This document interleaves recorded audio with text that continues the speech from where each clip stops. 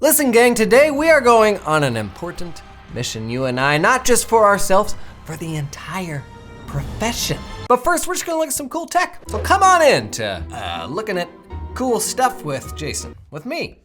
I'm Jason. First, ChatGPT for QuickBooks. What? Why does that need to exist? Okay, remember Chaz? Remember how smart we made our buddy in our past little ChatGPT video? Well, how does ChatGPT for your QuickBooks file sound? I know. You're still confused. Well, here's the idea, is that you make your own cool little chatbot, but then it can be backed by all the data that is in that QuickBooks file. What could you even do with that? Check it out. It's a company called Genius Sheets. You can come in and take it for a spin for yourself for free. Something like the first 5 prompts are free. There's a little demo playground here if you don't want to connect them to your accounting file. And you just chat over on the left here. Fetch me my balance sheet, Chadwick. Kind of interesting. And if you're wondering, why is this the thing I need? I already know how to push all the buttons in QuickBooks. Well, what if, hear me out, what if you didn't need to push the button in QuickBooks? Huh? I can see you're confused still. So what's cool about this to me is the idea that you could take that chat experience anywhere. You could take that to Slack or to Teams or your phone or something like that. What does it look like to be able to QuickBooks while being disconnected from QuickBooks? But also, you've seen like the crazy stuff we've built into Chaz. Right now, all these experiences are read-only experiences. We can see the stuff out of them, but when we can get to writing stuff into them, oh baby, that's gonna be wild. So I love this as an exploration of what chat on top of QuickBooks could do. QuickBooks had their own chat thing a few years ago, kind of sucked, but like chat has come a long ways now thanks to GPT.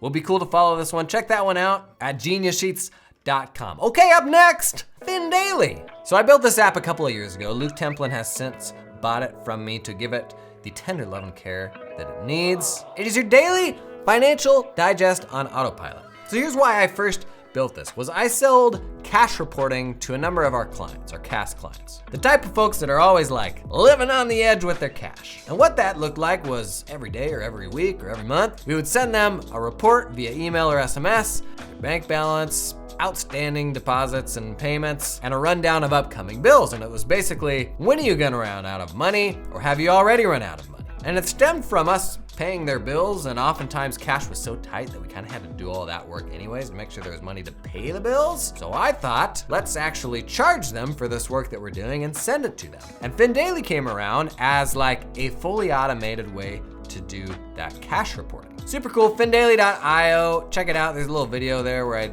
I did a demo. I'll hop in real quick and show you how it works. Pretty basic app. You hop in, add your recipients. Here we've got Brogan McGrathman. He's gonna receive my email template. Set up your integrations. QuickBooks, ever heard of them? Plaid, use that for the bank account. Xero, and Zapier for piping in your own custom goodies. So looking at QuickBooks, for example, you pick which data you wanna sync. It doesn't just grab everything. You can grab all the accounts that are in the accounting system if you wanna pull any of that stuff in. Basically, the idea was let's open up as much of the API as possible so that you can pull goodies out of there into an automated email. Now with Plaid, you authenticate it into your bank. It gives you available balance, names of all the accounts, stuff like that, but it's generally gonna be the balance that you're using. The process is generally the same with Xero. With Zapier, my API key, don't show that. With Zapier, check this out, because we've all got other systems that don't talk with everything else we do, right? So if you got any other data, you can pipe it straight in via Zapier. So check this out, I'm creating a Zap. The trigger is before the email is sent, something like 15 minutes before that scheduled email, this will trigger, and then you can use Zapier to go out and fetch any other goodies that you want to then load into the email template. So you can literally like live load anything into it. I'm getting ahead of myself. Here's how the app basically works, is you create email templates that have a bunch of placeholders in them. And then you schedule that email to go out on a schedule, and when it goes out, it pulls in from those APIs the most recent data. So in the cash reporting example, it'd pull in the bank account balance, it'd pull in upcoming bills, you can even make it do a little math there for you. So for example, on the left-hand side, you build out your template, and on the right-hand side, you have a live updating preview of what that's going to look like. So let's say we wanted to pull in the checking balance. I'm gonna click the plaid icon here to see my bank accounts. You can generally pull in standalone items or lists. In Plaid, we only have standalone items. These are all of the options that I have. I'm gonna pull in my business checking available balance. I can set the data format to currency and insert it. Now you see this little placeholder there. Next, let's pull something in from the QuickBooks file. So, unpaid bills. Do a whole section down here. I'm gonna click QuickBooks. Here there's both items and lists that you can pull in. So of the items, you've got, this is the customer that I synced in. The customer is Bush's Beans. We don't need anything for Bush's Beans. Let's go to list. Different types of lists. Customers with balance, unpaid bills. Let's go unpaid bills and sort by due date. And we're gonna limit this to 1 million bills. Okay, so now we've got this little for loop here. And for every unpaid bill, it will do whatever you describe within this thing. So if I wanna do a bullet point list, I'm gonna do that. I'm gonna click the QuickBooks button again, and because we're inside the for loop, it's gonna give me different options. So I'm gonna grab specifically the items of those bills as we're looping through it. So let's grab the due date and put that first in date format, insert, put a space, follow that by the vendor name, no formatting, and then follow that with the dollar amount. What would that be? Amount due. Set that to currency. So bada bing, bada boom. See on the right here, it's automatically updating. Calvin's Car Parts, Heather's Football Helms, Logan's Llama Rides. That is all data being piped in live from QuickBooks. And if I schedule this to go out every Monday morning, each Monday morning, it's gonna grab the up-to-date information. Super wild. One more like kind of power user flex, incoming, custom variables. What? Custom variables, you heard me, let's create one. Okay, these can be like simple standalone single items, or they can be roll-ups. You kidding me? For example, total unpaid bills, total unpaid invoices, total customers with balance. I'm pretty sure you can make custom API calls with this. I can't actually remember. I think that's a thing, but we create a variable called, cool variable, man. It's text type, we're gonna save it. Here it'll show any recent values that have been loaded in, like via Zapier or API call. I'm gonna pop over to edit the email template and then say, cool variable, man. And then hit this little custom variable icon. And we got some options here. You can put the custom variable that we just made. You can put the recipient's name, their email, unsubscribe URL, whatever. So we're gonna put that in there, insert, and that's it. You can like change the formatting on the email on the right. You can put like your logo in there. That's FinDaily. Pretty darn cool. I think it's got a 30-day free trial right now if you wanna check that out, findaily.io. Okay, you know my beef with web forms? Bring it in, bring it in. Web forms are great and all, but if you gotta collect a whole bunch of information, for example, all the expense items in a Schedule C, or 10 different numbers for every month-end close, the traditional form completion process of like a question and then a question and then a question, that's terrible. Especially if you wanna show them like prior amounts as a reference, that sort of thing. Basically boils down to if you got a whole bunch of numbers you need to get and you're doing the traditional form thing, it is a pain. So I'm gonna show you a cool thing here from Content Snare. If you've been hanging around the channel for a while, you'll be familiar with Content Snare. Get out of here. Definitely do an explosion on that click. But a super cool thing they launched late last year that is like web form paradigm breaking. I'll show you what I mean. So we're logged in. I've got one outstanding request to Brogan McGrathman, but let's make a new request. Let's use a template here. Let's say we're doing accounting client onboarding. Use this template. This is the initial message that they get, like a, hey, you're about to complete a questionnaire from me sort of thing. That all is fine. And in the builder here is where you build out all the questions you're gonna ask. So we've got like some parent sections on the left-hand side, and this is how it looks when the user's actually like in it. You've got the indexes on the left, and then you've got all the questions on the right panel. Each of these things can be templated at any hierarchy, super handy. But otherwise, the questions in here, like it'll feel like, you know, a regular form builder where you're putting multiple choice questions, text, checkbox, all that stuff. But the crazy thing, check this guy out. Table field. I haven't seen anybody do this in any other apps. And it's like a wee baby spreadsheet built into your web form.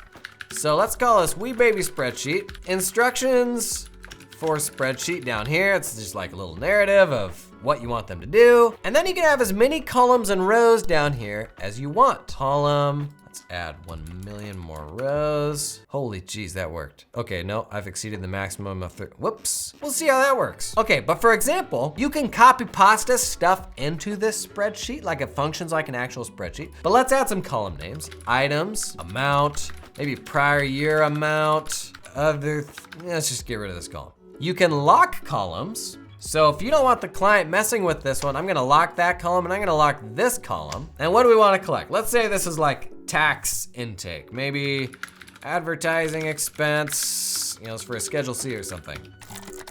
Office expense, salaries and wages and utilities. Put the prior year amount over here, and then when the client comes in, all they can do is enter stuff into this middle column. So I'm gonna actually send this and show you what it looks like. I'm gonna jump straight ahead to finalize. Gonna send another one to Brogan. I'm gonna copy this link and we can see what this looks like. Oh, we gotta leave soon. So this is how it looks for the client. Content Snare is all like very polished. We're in the personal info screen. Another cool thing about Content Snare, the questions are submitted individually. So if you're doing like a big project like a tax return, they're likely not gonna have all that stuff in one sitting, right? But this is smart in two ways. It auto saves as they go through it, so they can come back to it and you can see their progress, but you can also pre-fill stuff for them. Which means you can hop in and fill in all the stuff that maybe you had a call with them last month and you already know some of this. You can pre-fill some of that stuff to be helpful, and when they hop in, it will be there. Anyways, where'd our spreadsheet go? I clicked married, filing, joint, and then all the spouse stuff came up. Okay, so at the bottom of spouse information here, we got wee baby spreadsheet. And check this out.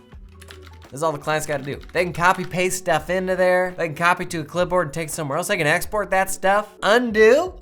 You kidding me? So I love this for the little baby spreadsheet functionality. You've got all the benefits of web forms and the ability to then take that information back and automate what you do around it, but without the downside of flipping through a whole ton of questions if you've got a large volume of information that you've got to collect. Super cool. That is contentsnare.com. Check that one out. Gotta go. Adventure time. Okay, Buck, grab your stuff.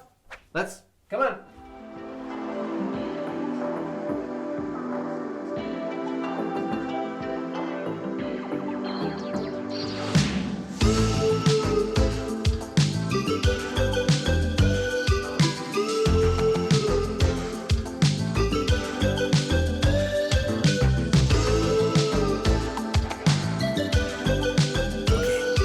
We're here.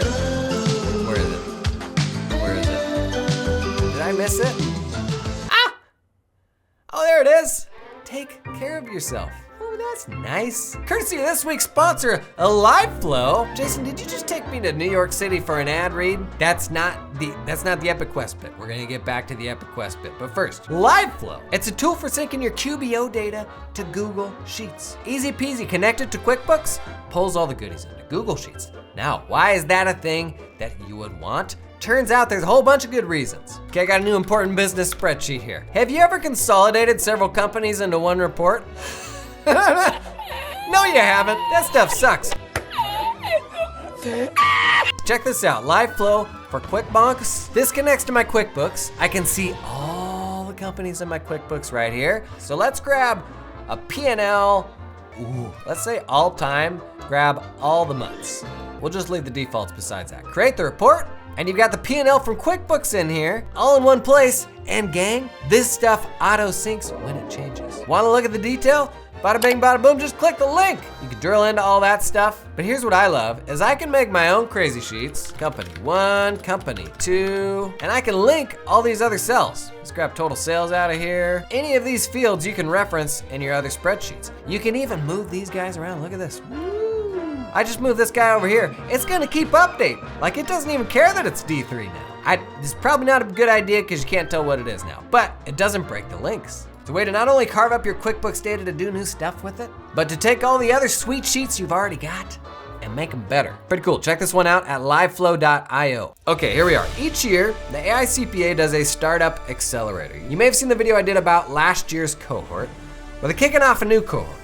5 fresh new companies just announced. We've got Tax Plan IQ, Verify IQ, 4Impact Data, Cinder, and Audit Site. And the reason the AICPA does this is to help tech people speak accountant. Because we've all seen that vendor that's like abundantly clear they have zero understanding of what it is I do. And the AICPA Startup Accelerator, among other things, is a way to better equip companies to work with accountants. And it's something I've been harping on a lot on LinkedIn lately, is how to better educate our software partners on what we do. How to ensure that the line of communication is constructive, because our software partners really should be like our best buds. They're the ones that are gonna enable a more efficient future for all of us. So as much as they can grind our gears, especially during busy season, we gotta do what we can to work together. And I think this is a practical example of that in action. Trying to get promising new vendors up to speed with the ways that we work. This was a lot of fun. I'll probably do another roundup video on this year's cohort like we did last year. But honestly, there are a few more important things than enabling our software partners, than ensuring that we've got the best software possible going forward. It's an important quest. I'll link these 5 companies below. Take a look. Okay, AI app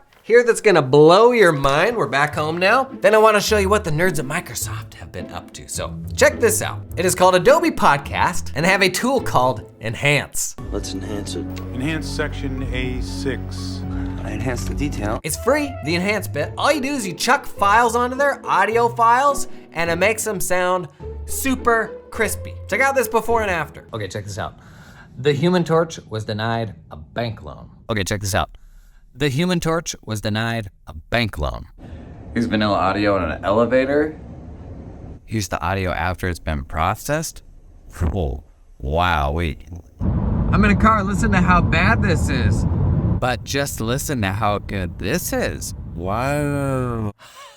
Like, are you kidding me? Like, you could take like a voice memo on your phone, run it through this, and honestly, it's probably good enough for like a podcast, which feels wrong to say, but how many podcasts today are still Zoom recordings, right? Super cool, I will link this below. You can process a max of up to 3 hours total per day. You don't have more than 3 hours of audio stuff a day. Okay, what are the nerds at Microsoft up to? Let's take a look at a couple of things. Even if you aren't a Microsoft person, which like I'm not really, this is pretty cool. So a lot of this has obviously been driven by the OpenAI partnership and all the new things they're doing with AI. Really cool video here. This is called PowerCat.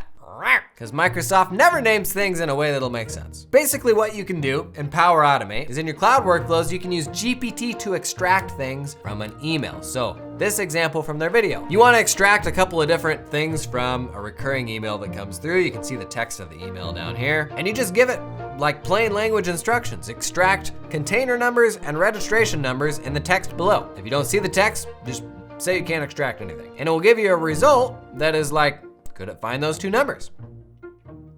Wow, okay. Yeah, wow. So that's like a node in your cloud workflow, and then you can use all those numbers and take them somewhere else. How many emails do we get in our inboxes, like every day, and in our clients' inboxes that are invoices and receipts and all these silly little things that we have to manually process? That is pretty dang cool. They recommend having like an approval step after that. Might be a good idea to make sure the data that actually came through is correct. But of all the silly things we see GPT being used for right now, that's pretty cool. Pulling stuff out of emails. Okay, the other Microsoft thing I wanted to show you, Microsoft AI Builder. Sounds impressive, right? But from the name, can't tell what the heck it is. I'll link this video below, super helpful. Basically what we're doing is we're training our own AI model to extract information from documents. So we're training a custom model. First you gotta get together like a pile of docs that are an example of the documents you want to extract from. And then from those, you're gonna choose the specific items that you want to extract. So like this is a mortgage statement. You can see all the different little deals you can pull off. It could be a standalone field, just a single number. Could be a single page table. Could be a multiple page table. Investment statements, anyone? Checkboxes? That's just weird. I can't think of one instance in my life where, actually, no, tax form. You got tax forms with checkboxes, right? Okay, anyways, you feed it some of your documents and you create fields, like named fields. You tell it what type they are. What are the things you actually want to pull out of the documents? And then you'll train it on like 5 example documents. So here he chucks in a document, upload the file. This guy's into cookie stuff. Then once the file's uploaded, you can start tagging stuff with the fields that you want. So you want the order number, you want the customer name. You tell it where to actually grab the stuff off of those documents. You identify what those things are. And in like the matter of doing this with 5 documents, you got your own custom trained model. So just like you did with Big Cat, now this can be a node in your automation flow that is like, every time I get an email with this sort of attachment, I can run it through here, extract what I want. Or let's say you got 1,000 of this specific type of document. We can run all those through and batch process them all at once. And in your automation workflow, you're gonna have those fields, those data points that are just the things that you need extracted automatically. Wowee, and that's like super easy, right? Okay, last thing is an app I developed myself. That's right, another one. I've been on a roll this year. I thought, all the tax professionals struggling through the busiest of seasons, could I make something that would help them, that would truly make their lives easier, you know? And here's what I came up with, called ReturnStatus.net. Don't trust the thing in the top left. That's actually not the domain, it's ReturnStatus.net. What it is a website for your clients to go and check their tax return status. So, next time client asks for a status, send them a link, say, hey, this update's live, go check your status here. That's it, that's the app. If they don't believe you, you can instead send them the login page. So they'll get this page, you log in, Steve, last 4 digits of your email address, .net. You get a few security questions. Don't worry about it, they can't answer wrong. It's just to prove their identity.